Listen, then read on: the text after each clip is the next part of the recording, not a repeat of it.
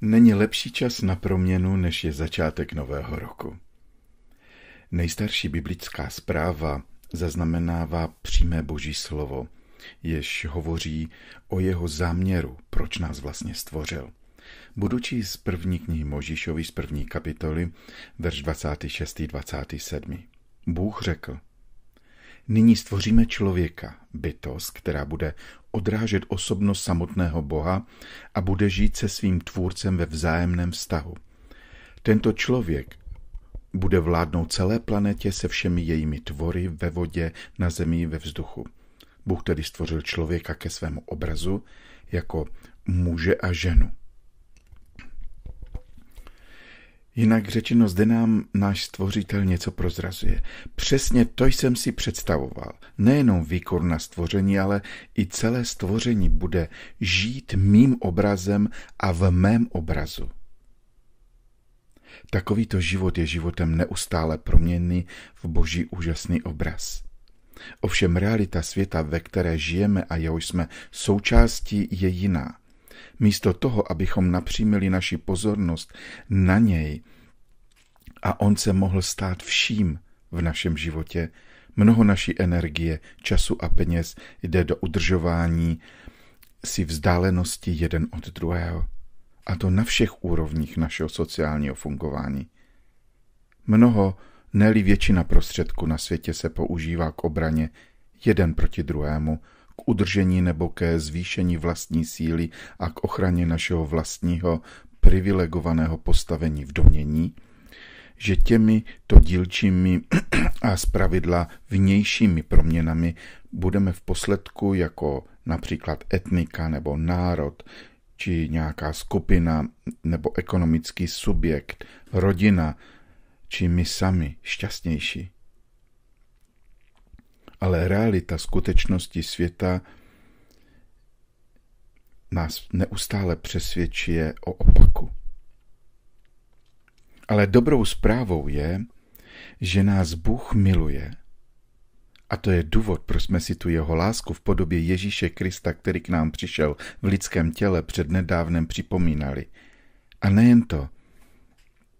Předevčírem jsme oslavovali vlastně tu jeho bezpodmínečnou lásku v podobě nového roku, protože to je již právě 2016 let od doby, co k nám přišel.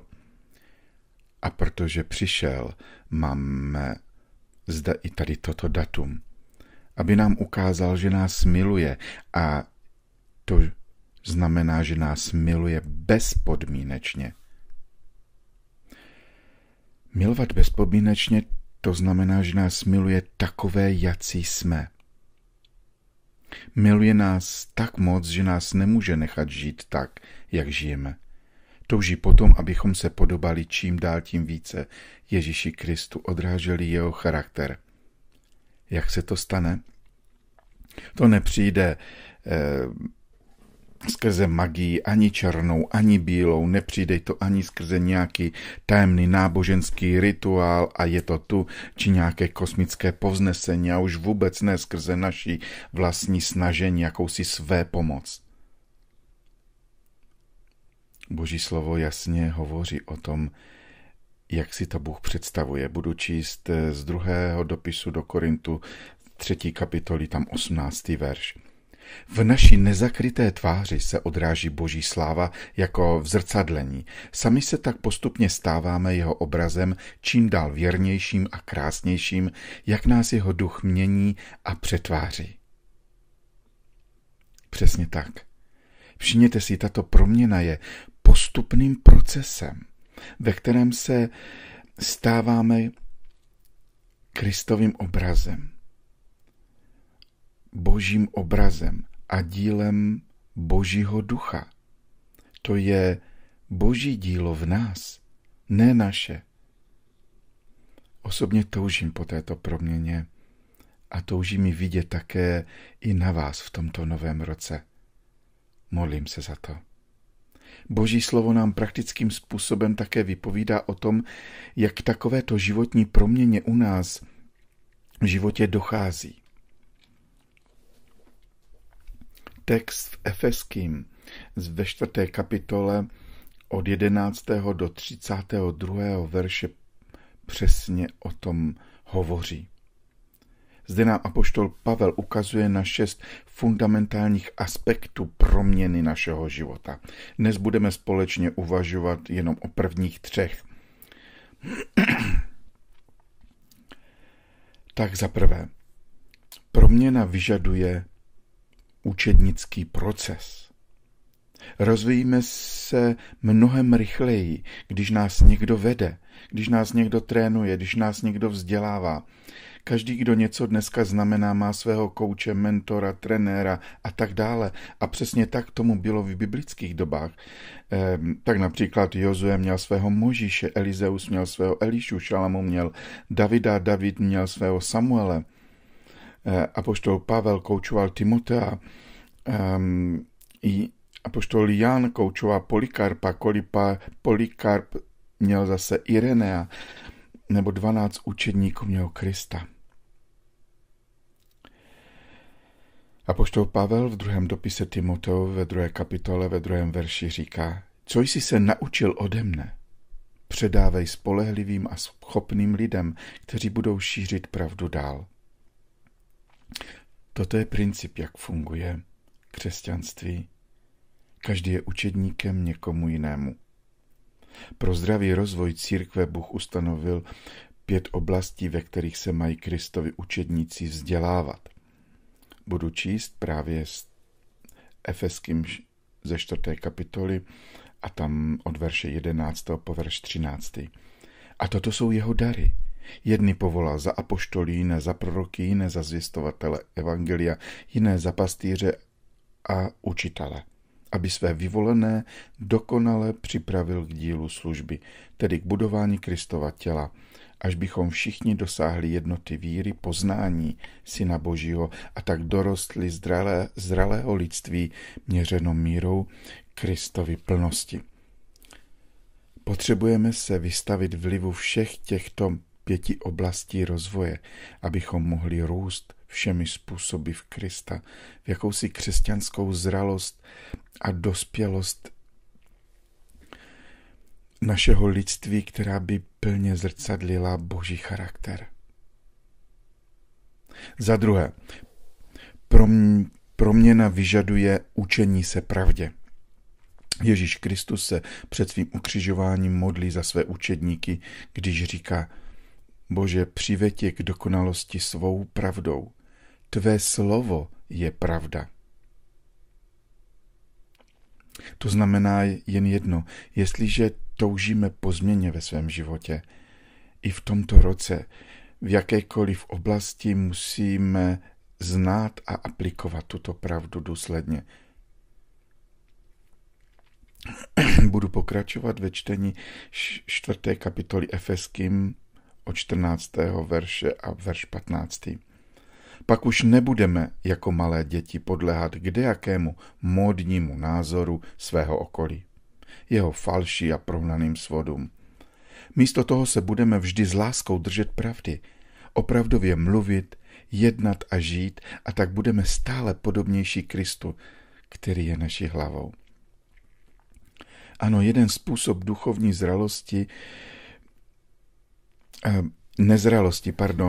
nedospělosti je v tom, že nás kdokoliv svede od pravdy.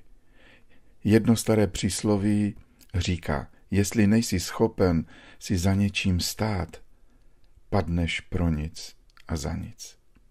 A když se podíváte do historie třeba našeho národa, tak vidíte, jak je toto přísloví pravdivé.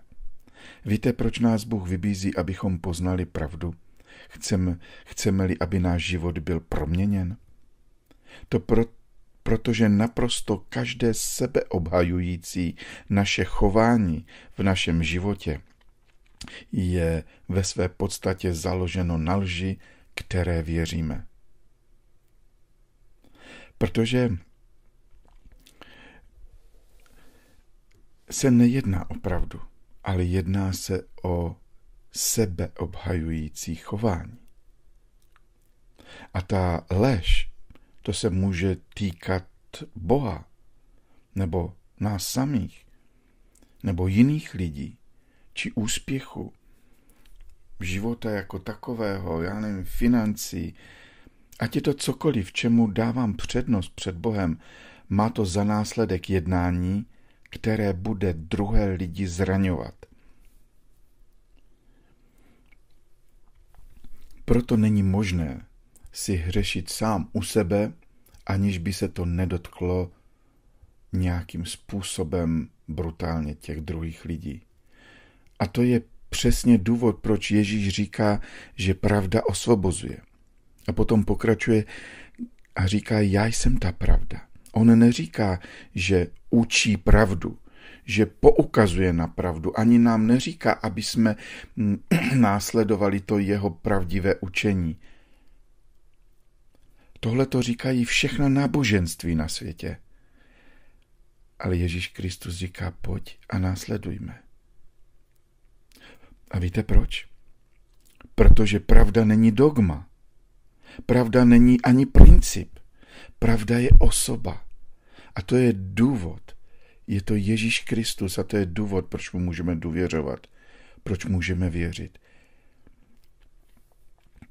Pavel to vyjadřuje v tom 21. verši 4. kapitoly Efeským. Poněvadž jste ho uslyšeli a poznali pravdu, která je v Ježíši. Ano, přesně tak to je. A ve druhém dopise k Timoteovi 3:16-17 je řečeno, veškeré písmo pochází z Božího ducha a je dobré k učení, k usvědčování, k nápravě, k výchově ve spravedlnosti, aby Boží člověk byl náležitě připraven ke každému dobrému činu. To znamená, že proměna přichází skrze pravdu, která nespočívá v informacích, ale v poznání Boha, Ježíše Krista. On je pravda, která je schopna nás osvobodit ze zajetých vzorců uvažování. Jenom on. A jsme u toho třetího a dnes posledního. Proměna vyžaduje nové smýšlení. Jestliže potřebujeme změnit naši práci, či finanční situaci, či cokoliv jiného, budeme muset v prvé řadě změnit způsob uvažování na danou problematiku. Způsob, jak uvažujeme, totiž předurčí to, jak se budeme i cítit. A to, jak se cítíme, jednoznačně předurčí to, jak budeme jednat. Jestliže chcete změnit své jednání, potom nesmíte začít zde u změny jednání, ale my musíme začít u změny uvažování. Jestliže chcete změnit svůj život, bitva se odehraje ve vaší mysli, ve vašem způsobu uvažování. Jestli opravdu toužíme potom, abychom v tom novém roce, na jehož jsme začátku, žili lépe a jinak, potom se musíme rozhodnout, jak to chceme udělat. Zda se budeme chtít přizpůsobovat anebo proměňovat. Apoštol Pavel v Římanům ve 12. kapitole ve 2. verši říká, přestaňte napodobovat zvyky a způsoby ostatního světa a změňte celé svoje smýšlení, abyste byli schopni rozeznat, co je v souladu s Boží vůlí, co je tedy správné, dokonalé a jemu milé. To je opravdu výborný návod.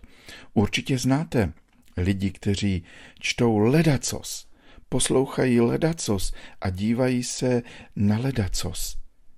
Více, než čtou Boží slovo, nebo se modlí, nebo tráví ve společenství s věřícími lidmi. A přesto všechno dobře vědí, že se podobáme vždycky tomu, co do sebe dostáváme. Znáte to přísloví. Řekni mi, co čteš a já ti řeknu, co jsi. Na koho se díváme, o čem uvažujeme. To vlastně předurčuje to, čím jsme. To je ale přizpůsobování. Jestliže se necháme válcovat jaksi kulturou lidí kolem nás. Ale my jsme vyzváni k tomu, abychom se proměňovali. V tom je zásadní rozdíl. A Boží slovo je v tom naprosto jasné. 1. Korinským 3:19 je řečeno, moudrost tohoto věku je bláznostvím před Bohem. A víte proč? Protože nemá budoucnost.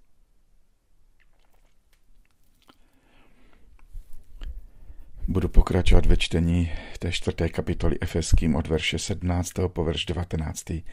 Rád bych vám proto předložil Kristovým jménem tuto výzvu.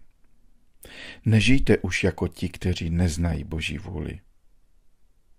Jejich myšlení je zavádí a v jejich srdci je tma, protože o Bohu nechtějí nic vědět. Takoví nepoznali pravý život. Mezi zlým a dobrým nevidí rozdíl a vrhají se do prostopášnosti. Před ničím se nezastaví. Tak je ženou vášně a chamtivost. Ale Kristus nás učí něco docela jiného. Verš 23. Místo toho musíte prožívat duchovní obnovu vašich myšlenek a postojů.